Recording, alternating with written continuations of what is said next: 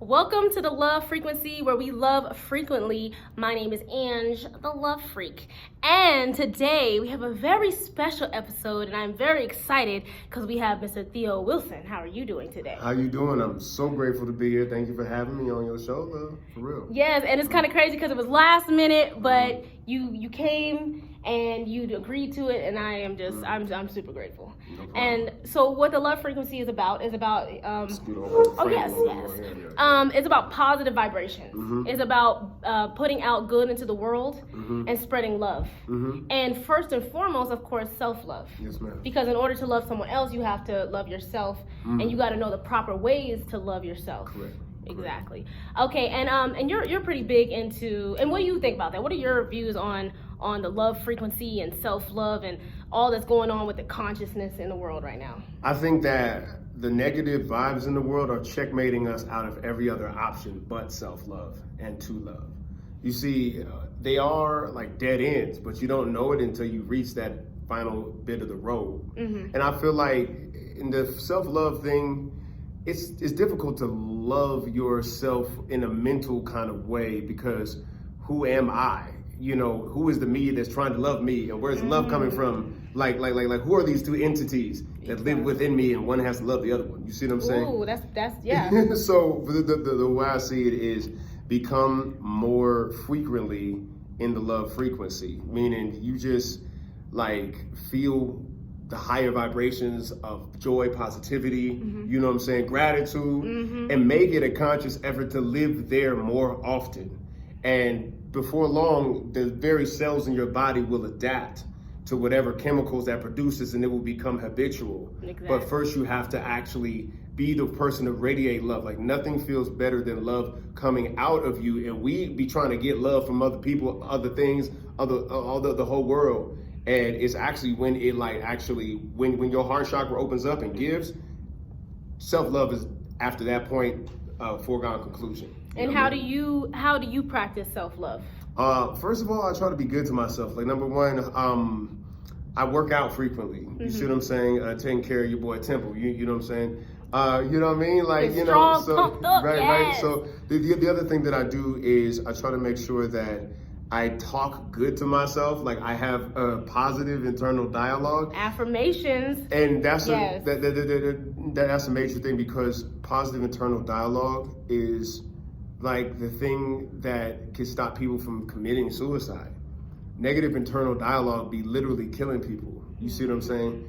And we don't realize that voice in our head has been programmed from our caretakers when we were young, programmed by their caretakers when they were young, and their caretakers. And if you're African American, follow that all the way up the chain, that's a plantation. So we inherit that voice inside of our head, and we cuss ourselves out when we do wrong and drop the ball. And it's like, yo, so I have to actually, you know, having overcome depression, I had to actually focus on my positive self-dialogue. The rest is actually, a lot of it, self-love has to do with like integrity to self. Okay, yes. Like you gotta be, at some level, Yes. you gotta be who you claim to be. Yes, truth.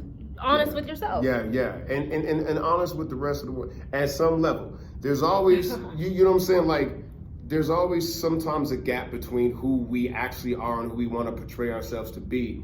And the smaller that gap is, the more happy you'll be with yourself. The roles that we play in life. And it's just part of us being social creatures. We got adapted to being a son, a daughter, a professional, a ratchet hood person. Like we got all that in us, you know what I'm saying? And even culturally, if you think about it, because even within the culture, I know growing up for myself, you know, you're not black enough. Or what you mean you don't eat fried chicken, you ain't black? Oh, I got all that. You don't eat watermelon, you ain't black. So it's like you feel, even in a culture, I have to act this way. Yeah, exactly. And then what if it's not in alignment with your spirit or your purpose or what you want to do?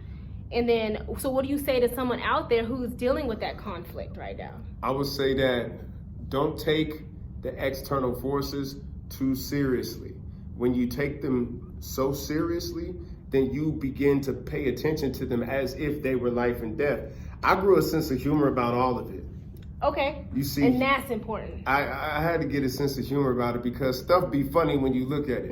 You know what I mean? Like certain cultural norms with black folks, if you don't take them too seriously, then it's like, that's kind of like, you know, the alchemy that slaves had to learn to find joy in anything. So I figured that's an ancestral tool that I have.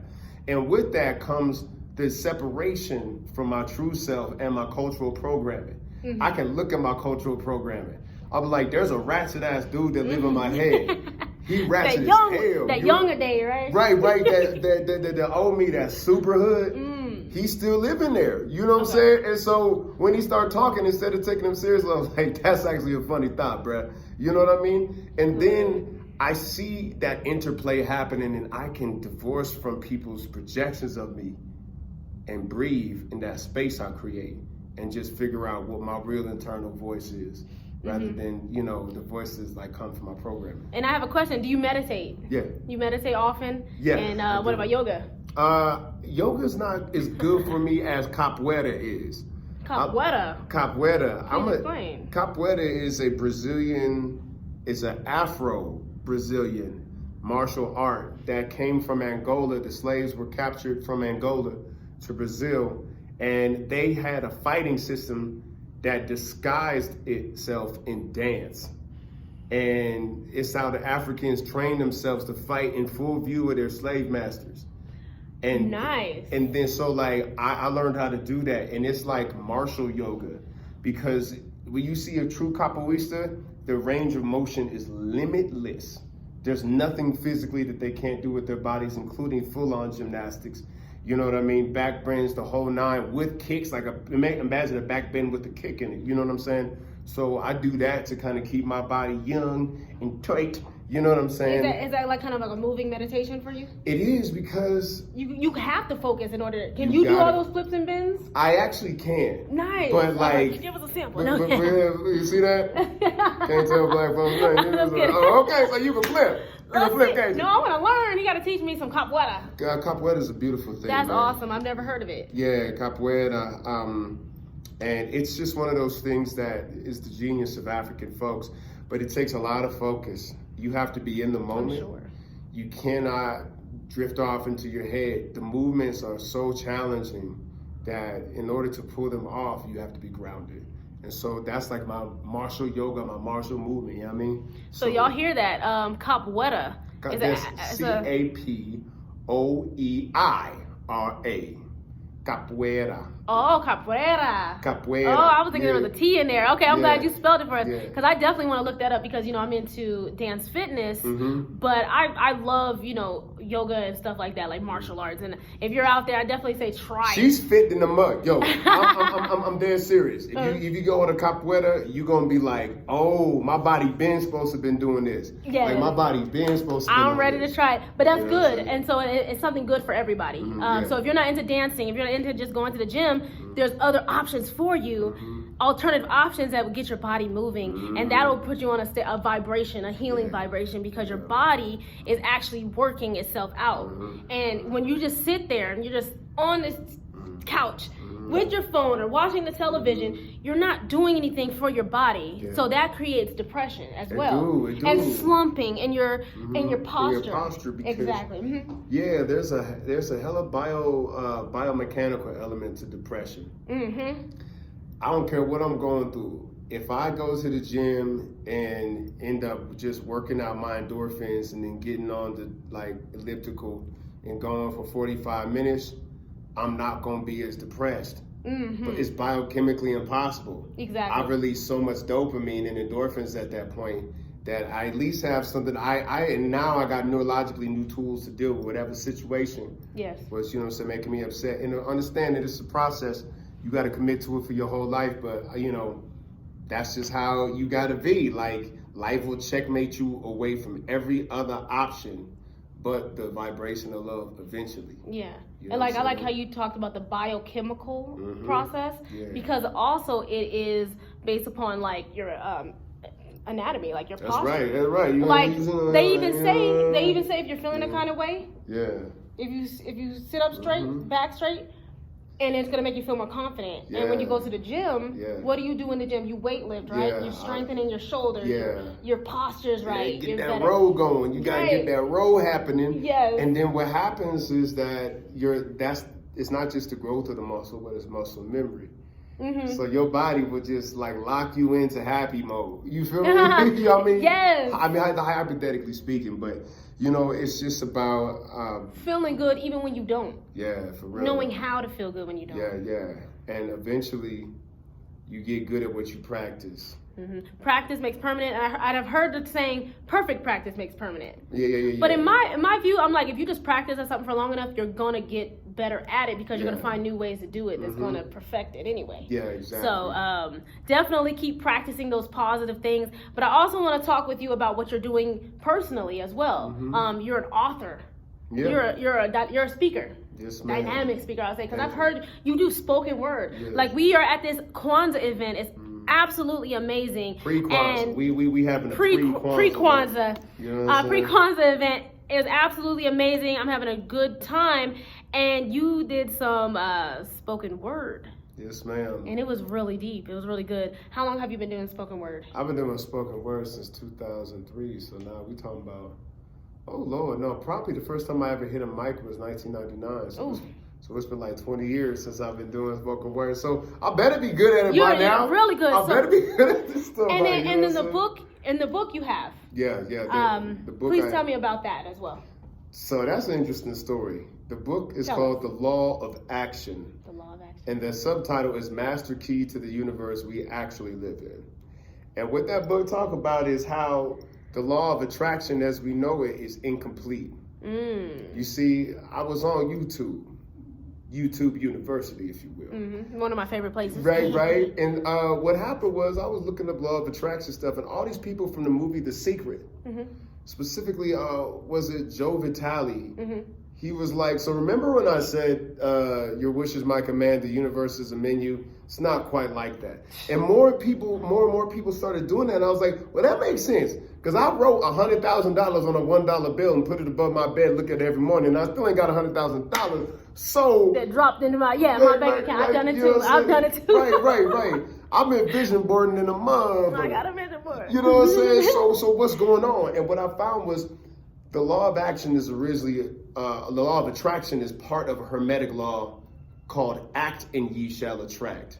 Not vision board and ye shall attract. Not put $100,000 in ink on a $1 bill and attract. It's the action principle. And it's obvious, but people don't know the link because action ain't sexy like that. This shit difficult. You have to do something. You mean I gotta get up? Yeah. And actually do something? Yeah. You mean I gotta do something. But what happens is when you act, it kickstarts the attractor factor way more. You know what I mean? And then there's what people don't realize: the action you take will actually put you in a spiritual place for you to receive what you attract. Exactly. Because sometimes you attract something, but you ain't ready for it. Exactly. You know what I mean? So yeah, that's what the book's about. So law of action. It goes into like violence. Like what's the spiritual role of violence? Like I grew up around hella violence when I was young. You know what I mean? Right. And I had to like ask myself, why does this stuff keep happening to good people? I'm the descendant of innocent people who were captured in the transatlantic slave trade. What's this loophole in the physical universe? I explained it all. I let you with a cliffhanger there. I'm ready. I'm ready. I'm gonna dive in. So it's called the law of action. The law of action, and that's very important. With it, and you're right. Anytime you want to manifest anything you want to do, you mentioned the hermetic principles. Yeah. And I don't know if that goes along with the law of cause and effect. Yeah, it's part of it. Like if you do something, any action is going to create a reaction. So if you do something, you're going to get back. Even that pendulum swing. Yeah. Like I could go into the laws, but most of the law of attraction, right, is about. It's based upon natural law. Yeah, it's totally natural law. But the secret doesn't explain is the natural law. Right. And the law of action is the natural law. Yeah, the law of attraction is the supernatural law, and they just broke them. They broke them apart. So they talk about the like kind of ideally. I mean, they do say action, but they don't really break it down on what exactly. And that's why we talk about in the love frequency. With the love frequency, when it comes to taking action and to loving yourself, loving others, and creating that vibration, you know, you're not just going to go out there and it's not just going to happen like that. Right. You know, healing, when it comes to healing, that's going to take time. It takes time. It's going to take time. Manifestation is going to take time. I know it. Right. If somebody knows it. She said it to me. Darling, I know it. Somebody knows. I had to become a new person. Right. Like, you know what I'm saying? And it took years to become a new person. Correct. I had to go into a different environment. Right. And you know what I mean, right there. Like you said, you came from a place of violence. You were like where there was violence. Yeah. And now where you're at, I'm sure, it is less violent. It's less violent. You're in a better place. Right. And so my thing is, where can we find you in terms of like your speaking? Oh man. Yeah, go ahead. Yo, listen. We want to know. Yo, I'm at TheoWilson.net. TheoWilson.net. I'm also Facebook, Theo EJ Wilson. And you can find me on TED.com. I did a TED Talk that's, at least on TED alone, it's got over 4 million views. Collectively, it has about 15 million views all over the internet. So, yeah, you can check me out on TED.com. That's TheoWilson.net or Theo EJ Wilson at Facebook. And those links will be at the bottom for everyone to check out. I can talk forever. I can go on and on, but I thank you so much for just taking your time out of your schedule. I know you got things to do, and talking with us here on the Love Freq podcast, spreading love and light, not just to the world, but especially to ourselves. To ourselves, yo. So that we can do good for the world. Because we want, when the world can be better, our children can be better. And that's what it's about. It's about leaving a better world for our children. Like, my kids have dreams. I want them to realize their dreams, okay, in a better world. Okay.